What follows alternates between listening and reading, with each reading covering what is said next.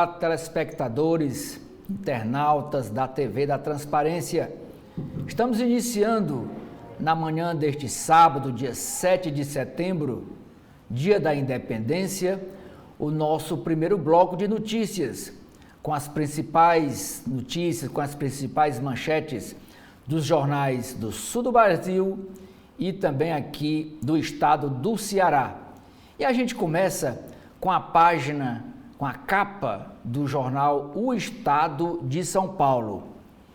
E o que tem para ler nesse fim de semana no Estadão? Temos na área de esporte uma matéria dizendo que o Timão, que é o Corinthians, está contratando o jogador holandês Memphis Depay, também chamado de O Louco. A casa de aposta bancará a maior parte do salário do jogador, de quase 3 milhões de reais por mês. Ele está chegando ao Brasil para fazer esse contrato. Na área de bem-estar, temos matéria dizendo os mitos e verdades do sexo depois dos 60 anos. Especialistas falam do tema e de seus tabus. Na área de economia e negócios, a chamada de capa é para uma matéria nas páginas internas sobre hobbies e esportes podem ajudar a carreira. Líderes apostam em funcionários hábeis. Mas a manchete de todos os jornais brasileiros hoje é sobre a demissão do ministro, que já aconteceu ontem por volta de 7, 8 horas da noite. É a manchete de todos os jornais. Foi o fato do final do dia de ontem que teve maior repercussão no cenário político nacional. Crise no primeiro escalão. Ministro é demitido por Lula após denúncia de assédio sexual. Diz o seguinte a chamada de capa.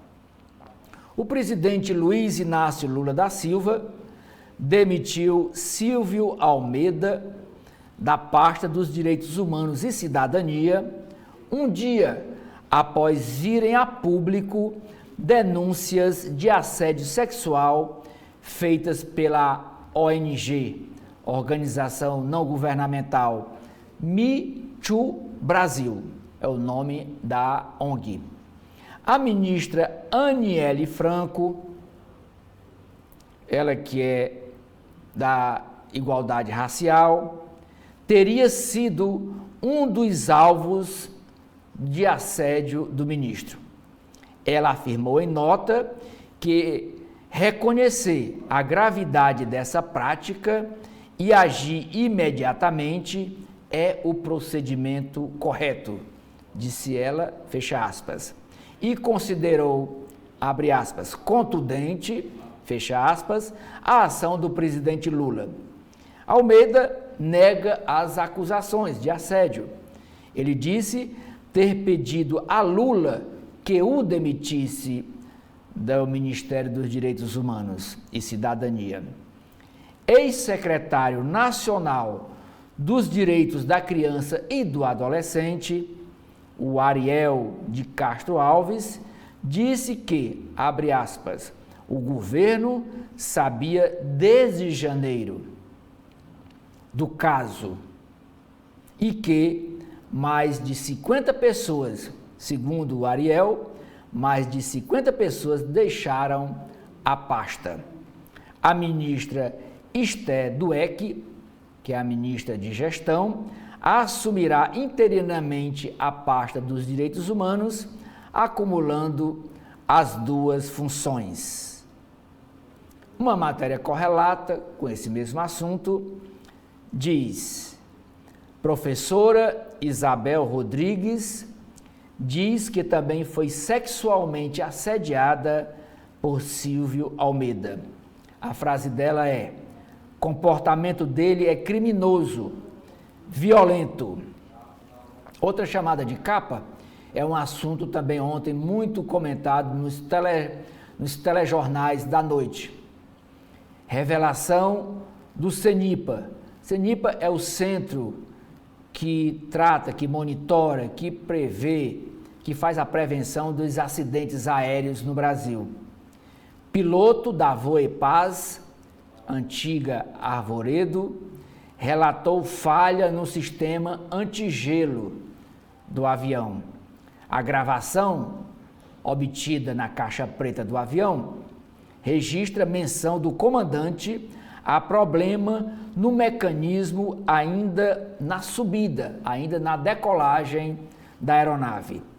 O botão que aciona o sistema de degelo das asas foi usado 3 vezes pela população, pela tripulação.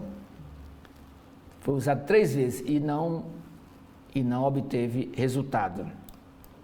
Ainda manchete, chamada de capa do Estadão, uma pesquisa dizendo que no Brasil 72 mil pessoas vivem nas ruas das cidades, morando em barracas ou casas improvisadas. De acordo com o IBGE, há 57 mil moradores em tendas ou barracas. Em outros tipos de estruturas, como carros, moram 15 mil pessoas pelas ruas do Brasil. Estados Unidos, após pressão de Trump, o Donald Trump, ex-presidente dos Estados Unidos, juiz adia sentença para depois das eleições lá nos Estados Unidos, que vão acontecer agora em novembro. O candidato republicano à presidência do ISEWA foi considerado culpado nas 34 acusações envolvendo pagamento para a atriz pornô Stormy Daniels. E por último, é chamada de capa e com destaque no Estadão, esse senhor aqui. Esse senhor é o Sérgio Mendes. Ele morreu ontem nos Estados Unidos, aos 83 anos, e o Estadão faz uma homenagem para ele, dizendo: Made in Brasil, sucesso nos Estados Unidos. Morreu o compositor que foi um embaixador da Bossa Nova, um estilo de música brasileiro dos anos 70, 60, chamado Bossa Nova. Sérgio Mendes tocou com grandes estrelas da música, porque nos Estados Unidos, para onde foi nos anos 60, o consideravam uma estrela.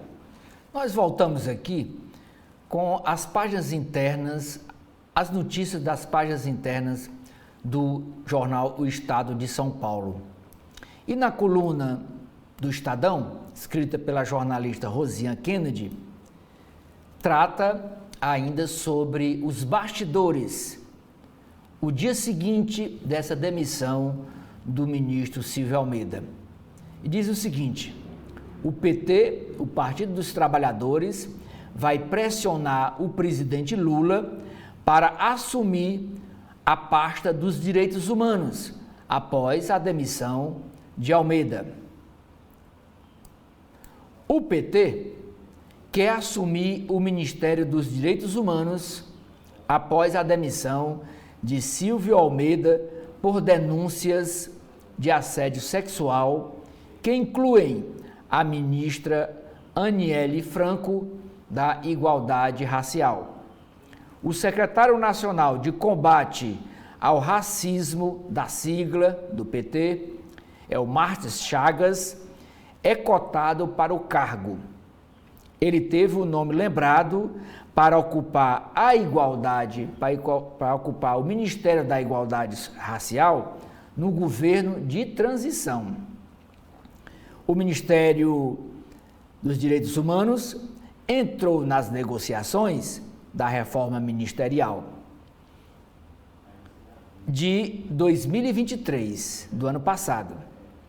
Um desenho cogitado à época era demitir o Silvio Almeida e empossar a ministra Luciana Santos, ela que é do PCdoB, mas ela acabou indo para a pasta de Ciência e Tecnologia, que cederia lugar para ao PSB ou a uma sigla pertencente ao Centrão, ao grupo do Centrão do Congresso Nacional. O presidente Lula, no entanto, limitou as mudanças, na ocasião, aos Ministérios do Esporte e de Portos e Aeroportos. E outra reforma mais ampla ainda não está no radar da Presidência da República. Continua a nota. Muito antes de virem à tona as acusações contra Almeida, dirigentes do PT já diziam ser provável que ele, Silvio Almeida, deixasse a equipe na reforma ministerial, mas não explicavam o motivo. Almeida não é filiado a nenhum partido e entrou no ministério de Lula após indicação do Prerrogativas. E o que é esse Prerrogativas? É um grupo que reúne advogados simpáticos ao PT. Nos primeiros governos de Lula e na gestão da ex-presidente Dilma Rousseff, o Ministério dos Direitos Humanos sempre rondou a órbita ali do PT. Filiados como a hoje deputada federal Maria do Rosário, do Rio Grande do Sul, e Deli Salvati e Pepe Vargas, ocuparam a cadeira do Ministério dos Direitos Humanos no passado. Hoje, o projeto de lei orçamentária anual para 2025 prevê a destinação de 475 milhões de reais para o Ministério, o ano todo de 2025, para o Ministério dos Direitos Humanos. A cifra é considerada baixa para os padrões dos ministérios da esplanada, mas supera o montante sugerido no mesmo projeto de lei orçamentário dos ministérios da Pesca, é menos do que os 475 milhões, Ministério das Mulheres também é menor, o da Igualdade Racial, cuja ministra é a Aniele Franco, também é menor do que os 475 milhões, e também do Ministério do Empreendedorismo é menor do que esse valor. Mas vamos para as páginas dos editoriais de hoje do Estadão. O primeiro diz sobre a independência do Brasil, hoje comemorando 202 anos lá do Grito do Ipiranga. Diz a história que Dom Pedro I se insurgiu contra Portugal, o Brasil ainda era uma colônia portuguesa, e ele se insurgiu contra a determinação para que ele voltasse para Portugal, ele sendo o imperador do Brasil, ele era o rei do Brasil, ele recebeu um comunicado, uma carta, dizendo que é para ele voltar para Portugal. Ele disse que não volta e gritou independência ou morte nas margens do rio Ipiranga, e esse marco hoje está completando 202 anos. Mas vamos aqui ao editorial de hoje do Estadão, um dos editoriais. A independência deve iluminar o futuro. O 7 de setembro será uma data como outra qualquer, se não servir para profunda reflexão sobre o bom uso da liberdade da nação como única via para um país mais auspicioso para todos. O segundo editorial é na área da saúde. urgência de novas regras para planos de saúde.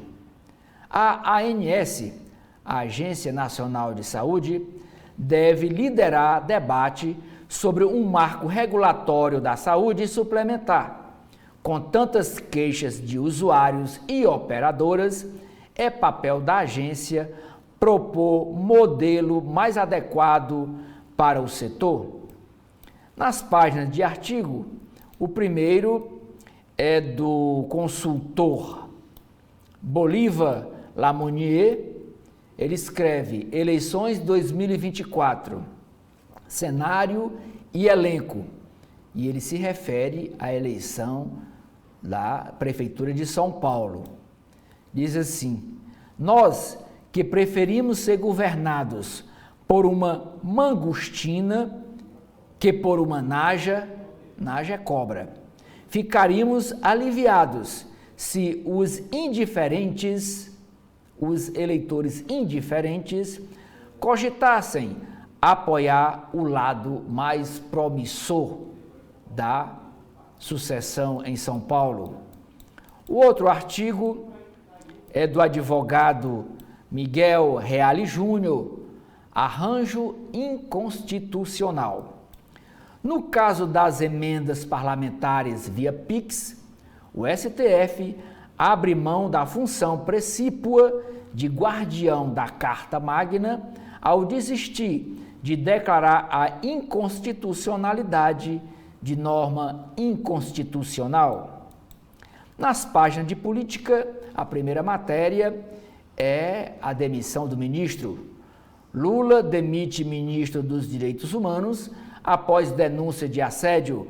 Decisão foi tomada após vir à tona acusações sobre o comportamento de Silvia Almeida com subordinadas e com Aniele Franco, titular da pasta da Igualdade Racial. E aqui, ontem, nas redes sociais, a primeira-dama Janja publicou uma foto, ela com a ministra Aniele e ela beijando a testa da ministra, num sinal de carinho e acolhimento. A independência e a paz. O jornal Estadão dá meia página para um artigo do ex-presidente Michel Temer e diz: a independência e a paz. As instituições jamais deveriam lançar combustível na fogueira das paixões políticas. Isso aceleraria a tendência a uma radicalização. Escreve nesse artigo o ex-presidente da República, Michel Temer. Voltando aqui para as páginas internas do jornal O Estado de São Paulo, deste sábado, 7 de setembro, dia da independência do Brasil, nas páginas de política, outra matéria diz que o PRTB de Pablo Marçal, que é candidato à prefeitura da capital paulista, tem vice-presidente e tesoureiro condenados. A política de São Paulo está muito em boas mãos. Um PRTB desse que tem autorização da Justiça Eleitoral para entrar na disputa pela prefeitura da maior cidade do país. Nas páginas internacionais, vamos para os Estados Unidos. Em vitória para Trump, Donald Trump, juiz adia sentença para depois das eleições nos Estados Unidos. Justificativa é que veredicto poderia interferir na eleição, que estão marcadas, as eleições estão marcadas para novembro nos Estados Unidos, e o Donald Trump, ele disputa a presidência da República com a Kamala Harris. Ela hoje é a atual vice-presidente da República e é candidata à presidência. O Donald Trump pelo Partido Republicanos e a Kamala Harris apoiada pelos democratas. Para analistas, a decisão do juiz de adiar essa sentença onde Donald Trump é envolvido em 34 pagamentos para uma atriz pornô, é uma vitória importante para o candidato, né, que tenta ser reeleito e se livrar das acusações.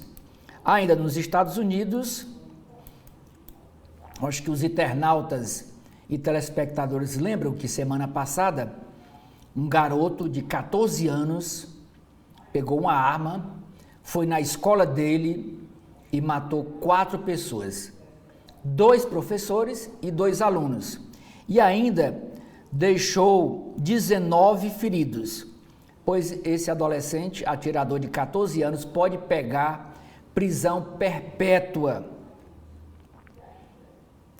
O pai dele também está preso. Ele atirou contra os colegas deles de aula, ele atirou com um fuzil. E sabe quem deu esse fuzil para ele, para um garoto de 14 anos? O pai. O pai, que é o Colin Gray, de 54 anos, foi preso na noite de quinta-feira e também compareceu à audiência no juiz. Ele pode ser condenado, o pai do garoto de 14 anos pode ser condenado a 180 anos de prisão por acusações de homicídio culposo. Ele também é acusado de ter ignorado vários sinais de alerta relacionado ao comportamento do seu filho. Em maio de 2023, 2 policiais foram à casa da família após serem alertados pelo FBI que havia detectado o envio de mensagens ameaçando um ataque armado a uma escola. Então, desde o ano passado, que já existia essa ameaça, o FBI já detectou essa ameaça de ataque a essa escola. Não cuidaram, tá aí.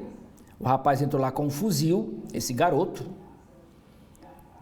Seu pai, acusado de permitir, diz a matéria, acesso livre a um fuzil com o qual havia presenteado o filho.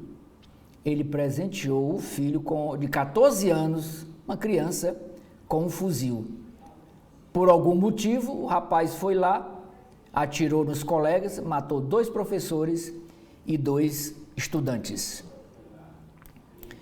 Ainda nos Estados Unidos, os ELA anunciam nova ajuda de 250 milhões de dólares para a Ucrânia. 250 milhões de dólares, isso em real, na nossa moeda brasileira, dá 1 bilhão e 400 milhões de reais. É a ajuda que os Estados Unidos está dando para a Ucrânia na guerra contra a Rússia, para matar mais gente. E esse dinheiro é para comprar armamento, comprar tanque, comprar bomba. Hoje foi que disse aqui o secretário de Defesa dos Estados Unidos ao anunciar essa ajuda, entre aspas, de 250 milhões de dólares para a Ucrânia. Ele diz o seguinte: tenho o prazer de anunciar que o presidente Joe Biden enviará um pacote adicional de ajuda à segurança de 250 milhões de dólares para a Ucrânia. Quer dizer, ele tem o prazer de anunciar mais dinheiro para haver mais matança, mais morte de gente nessa guerra entre Ucrânia e Rússia. Nas páginas do Brasil, a primeira matéria é sobre a tragédia lá na cidade de Vinhedo, São Paulo, onde aquele avião da Voepaz caiu, matando 62 pessoas. Pilotos da Voepaz relataram falha no sistema antigelo, revela o CENIPA. O CENIPA é o Centro de Investigação e Prevenção de Acidentes Aeronáuticos da Força Aérea Brasileira. A investigação ainda está no início e deve demorar mais de um ano, mas já foi descoberta formação de gelo nas asas do ATR, que é o avião, o bimotor, não é considerada incomum e há mecanismos e treino para a tripulação diante dessa situação. Isso é o que revela as primeiras investigações ouvindo os áudios da Caixa Preta. Lá em Pernambuco, jogo foi feito para a casa ganhar, a casa de aposta, diz secretário de Pernambuco. Defesa de dono da Bet, que é a empresa de apostas online, o nome da empresa é Esporte da Sorte, pediu ontem à justiça a soltura do cliente e da mulher dele. Titular de Defesa Social de Pernambuco disse à TV Globo que influencers são patrocinados por bets, por essas empresas de apostas. Eles são contratados para atrair cada vez mais jogadores para fazer essas apostas online. Censo de 2022, IBGE, 72 mil pessoas no Brasil vivem em barracas ou casas improvisadas nas ruas. 161 mil estão em asilos e espaços para idosos, diz pesquisa do IBGE. Verão no hemisfério norte é o mais quente já registrado na história. Páginas de esporte. Brasil volta a vencer, isso a seleção de futebol. O Brasil volta a vencer, mas continua devendo futebol de bom nível. O jogo foi ontem, lá em Curitiba. A seleção bateu o Equador por 1-0, sobe para quarto lugar, mas o desempenho em campo é pobre. Corinthians traz o jogador Memphis Depay por um salário milionário. O Corinthians está contratando esse holandês de 30 anos por quase 3 milhões, é o que ele vai ganhar, o contrato de 2 anos. Ele vai ganhar quase 3 milhões de reais por mês para jogar no Corinthians. Diz aqui a nota do Estadão. O holandês de 30 anos chega ao Brasil neste fim de semana para assinar o contrato. Ele vai ganhar quase 3 milhões por mês. Ainda nas páginas internas do Estadão, ainda no caderno de esporte, é dizendo que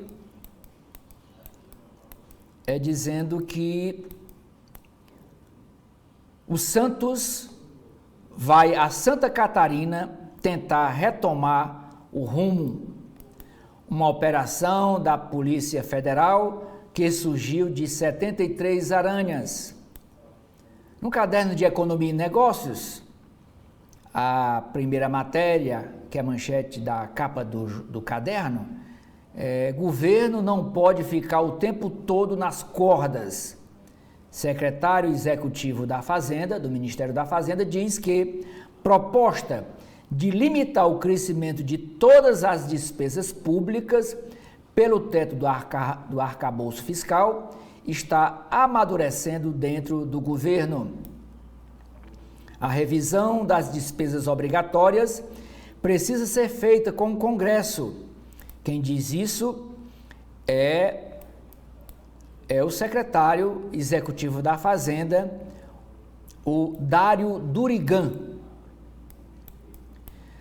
O diretor do Banco Central e futuro presidente do Banco Central, que será sabatinado no Congresso Nacional, no Senado Federal, no dia 8 de outubro, pelo menos está marcada essa sabatina, é o Galípolo. Ele diz a senadores ser favorável à autonomia do Banco Central. E ele está fazendo um périplo pelos gabinetes do Senado, já pedindo o voto para que ele seja aprovado na sabatina para ser o próximo presidente do Banco Central, substituindo Campos Neto, que vai ficar na instituição até final de dezembro. Governo pode ficar sem verba para auxílio gás em dezembro. Ministério da Fazenda fala em corrigir projeto que dribla o orçamento. Esse projeto do auxílio gás. Falta de dados sobre sustentabilidade reduz nota de nossas empresas. Quem diz isso é a Luzia, executiva da área do ESG do Santander, do Banco Santander.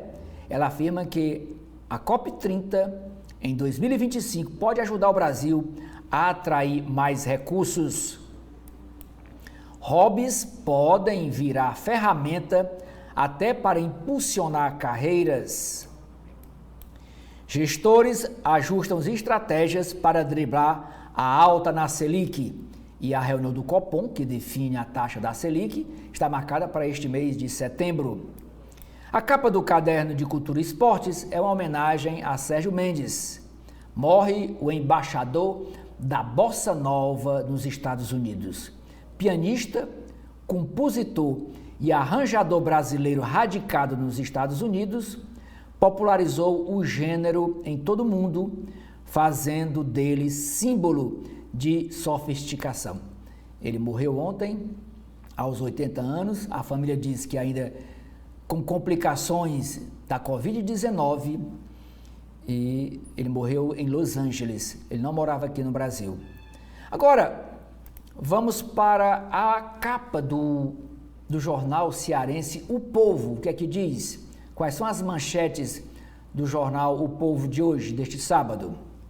A primeira matéria na área de cidades.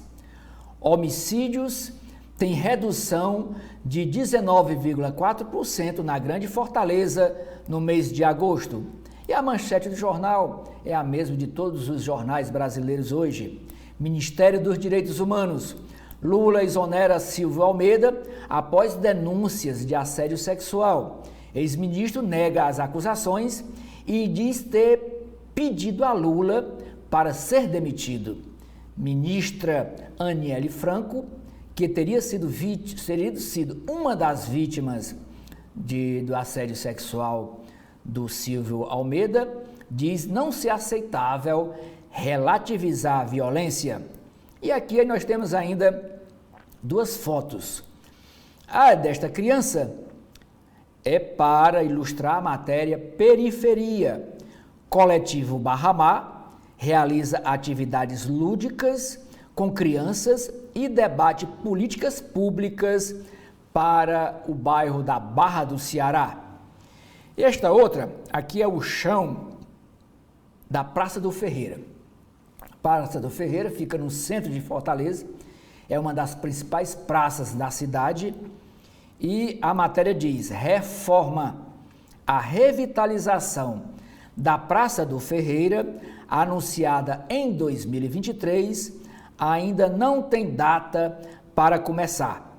O projeto arquitetônico foi finalizado. Ainda chamada de capa, uma reportagem é sobre história das patentes. A Universidade Federal do Ceará, a UFC, lidera invenções registradas no Ceará. Ela já teve 64 patentes registradas. No caderno de esporte, a chamada de capa do jornal O Povo de hoje é o jogo de ontem do Brasil com o Equador. Brasil vence Equador por 1-0 e volta a ganhar nas eliminatórias da Copa. Em Curitiba, foi o jogo, seleção brasileira conta com um gol de Rodrigo para quebrar a sequência negativa e subir à 4ª posição do torneio. E por último, é chamado de capa do Jornal Povo, é na área de economia, a matéria. Com 2,3 bilhões de reais, Ceará tem maior investimento em 17 anos, diz o governador Eumano de Freitas. No valor econômico de hoje, nós temos também como manchete o fato do dia ontem. Lula demite Silvio Almeida após denúncias de assédio. Só lembrando que o Valor Econômico não tem a sua versão impressa no final de semana. Ele circula só de segunda a sexta. No sábado e no domingo, as matérias ficam só no portal do jornal. E nós estamos aqui atualizando para você as notícias neste momento, que são manchetes do portal do jornal Valor Econômico. Ainda sobre essa demissão do ministro, uma matéria correlata diz que a ministra Esther Dweck, que ela é do Ministério da Gestão, vai exercer interinamente o cargo de titular da pasta dos Direitos Humanos e da Cidadania. Após demissão de Silvio Almeida, Esther Dweck assume interinamente os direitos humanos. E após a demissão ontem de Silvio Almeida, a outra ministra, Aniele Franco, da Igualdade Racial, diz que Lula teve uma ação contundente. Na área de carreira, é chamada do portal Valor Econômico, 8 em cada 10 empresas brasileiras oferecem soluções alternativas de transporte aos funcionários. Legislação. O STF, o Supremo Tribunal Federal, retoma julgamento sobre fornecimento de medicamento fora da lista do SUS. Esse processo envolve milhões de reais, porque todos os medicamentos fora da lista do Sistema Único de Saúde são muito caros e são importados.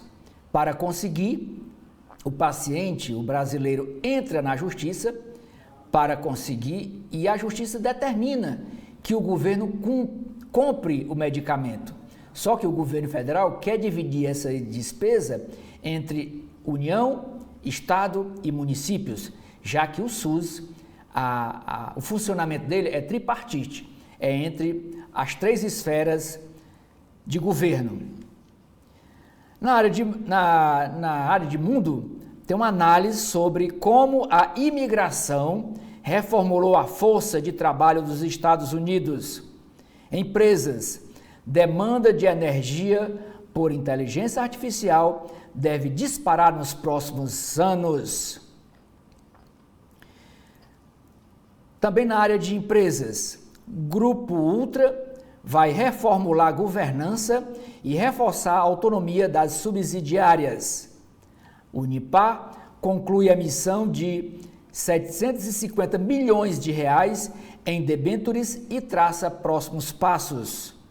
Outra empresa, Eneva, compra Linhares Energia e fatia de 50% da empresa Gera Maranhão. Patrocínio em evento impacta setor gastronômico. Caderno de finanças, os destaques são: a matéria UBS faz novas mudanças na estrutura de gestão de riqueza no Brasil. Entre 16% e 20% dos clientes do Nubank enfrentam dificuldades financeiras, diz o UBS Banco do Brasil. A empresa JV Mauá capta 437,5 milhões de reais em fundo de infra na Bolsa de Valores. Nascido para o mundo cripto, o Zero Bank surfa a onda das bets, que é as empresas de apostas online, e deve lançar cartão de crédito para pessoa jurídica, PJ. No caderno de política, eleições 2024, tem uma matéria que pergunta: quem está na frente para prefeito de São Paulo? Veja o que dizem as pesquisas. E os 3 estão empatados. E dois desses três vão para o segundo turno. O primeiro, mais coisa de 1 ou 2 pontos, vem o Guilherme Boulos, que é essa foto, primeira foto. A foto do meio é do Pablo Marçal, que vem em segundo. E o terceiro é o Ricardo Nunes, atual prefeito de São Paulo pelo MDB e candidato à reeleição. Mas os três estão tecnicamente empatados. Me chamava, o que diz uma entrevista que o Luiz Datena, que é candidato a prefeito de São Paulo pelo PSDB, numa entrevista ao Valor Econômico, ele disse: me chamavam de sensacionalista, porque ele apresenta aquele programa policial, né, na Band. Agora todos eles falam de segurança, diz Datena. Rodrigo Amorim recupera direito de concorrer à Prefeitura do Rio de Janeiro. Caderno de Brasil, IBGE. País tem quase 500 mil de pessoas que vivem em penitenciárias. É a mesma pesquisa registrada aqui pelo estado de São Paulo. Só que o estado de São Paulo fez o recorte para a população que mora nas ruas, ou dentro de barraca, ou dentro de carros. O Valor Econômico fez o recorte por o número de brasileiros, né, que vive dentro das penitenciárias. Ao todo, o Brasil tinha 837.251 pessoas que viviam em domicílios coletivos em 2022. O contingente representa uma alta de 22,6%, frente ao ano de 2010, quando era de 682.896 moradores. Esse quase 500 mil de pessoas que vivem em penitenciária, quem é que está custeando isso? É o brasileiro. São os impostos brasileiros, 500 mil de pessoas sem fazer nada, trancada nos presídios Brasil afora. Medidas provisórias de crédito extraordinário e mais limite de subvenção para atingidos por eventos climáticos são prorrogadas. Uma entrevista aqui com o vice-presidente da República, Geraldo Alckmin. Probabilidade de seca afetar o PIB, o Produto Interno Bruto, por hora é baixa, afirma o Ministério da Fazenda. Importação do Brasil segue em alta em agosto e sinaliza superávit menor em 2024. Ainda na área de política, Lula defende pente fino em benefícios para dar lugar a quem precisa. O presidente destacou ainda que o governo prepara a reformulação do programa Gás para Todos. O programa tem o objetivo de distribuir botijões de gás a 22 milhões de famílias até o fim do próximo ano, de 2025. Os partidos PSD e União Brasil articulam estratégia para enfrentar o deputado federal Hugo Mota na eleição pela presidência da Câmara Federal, cuja eleição será em fevereiro do próximo ano. O atual presidente Arthur Lira está encerrando o seu mandato. Procuradoria-Geral da República pede perícia sobre o X, plataforma do ex-Twitter, em caso anterior ao bloqueio da plataforma. Marcos Duval ameaça morar no Senado após ter parte de salário bloqueada pelo ministro Alexandre de Moraes, do Supremo Tribunal Federal. Na área de mundo, políticas econômicas de Donald Trump e Kamala Harris têm fortes contrastes. Há menos de 2 meses para a eleição nos Estados Unidos, Trump e Kamala oferecem aos eleitores visões fundamentalmente diferentes a respeito do papel do governo e quem deve arcar com seus custos. Condenação de Trump por pagamento de silêncio. A atriz pornô é adiada para depois das eleições de novembro. Ano promete novo recorde global de calor após meses escaldantes. China reforça laços com a África, apesar da desaceleração da economia chinesa e do atrito sobre a dívida. Ao nomear, agora na França, ao nomear Barnier como premier, como primeiro-ministro da França, o presidente Emmanuel Macron busca a continuidade do seu legado. E eu encerro aqui as manchetes do Valor Econômico com a página de legislação. E temos aqui 4 matérias no caderno de legislação. A primeira matéria, que é chamada aqui de capa do portal do Valor Econômico, diz: Supremo Tribunal Federal volta a julgar redução de alíquota do Reintegra e placar é favorável à União Federal, ao governo federal. Impacto da tese para o governo é de 49,9 bilhões de reais, segundo estimativa da Receita Federal. Mas se o Supremo, o placar é favorável à União, então ele não vai desembolsar esses 49 bilhões. Fio da meada, reforma tributária. O projeto de lei 108 afronta a legalidade, diz matéria do Valor Econômico. Placar no STF em julgamento sobre devolução de tributos é desfavorável às distribuidoras de energia. Tribunal de Justiça de São Paulo afasta cobrança de ITBI sobre transferência de imóvel em caso de divórcio. A gente encerra aqui a leitura das manchetes das principais notícias do Brasil e do Ceará. E agora você continua com a nossa programação ouvindo os comentários do jornalista Edson Silva.